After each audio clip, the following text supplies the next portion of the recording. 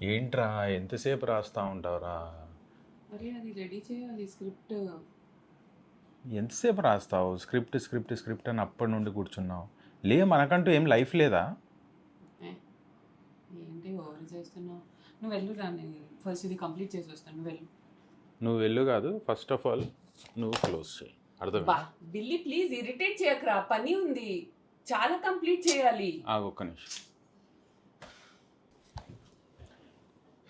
ఇదిగో, హలో, ఏం టెన్షన్ పడకు. నువ్వు ఇలా కంటిన్యూస్గా వర్క్ చేసి ఇలా స్ట్రెస్ అవుట్ అవుతున్నావు. నీకు ఒక ఉపాయం చెప్తాను నేను. వర్క్ మొత్తం ఆపేసి, ఓకే? ఎవరు చేస్తారు మరి, అవన్నీ కంప్లీట్ చేయాలి కదా. అరే చేద్దాంరా, ఒక చిన్న బ్రేక్ తీసుకో, మనం బయటికి వెళ్ళొద్దాం. అంత లగ్జరీ ఉందా మనకి?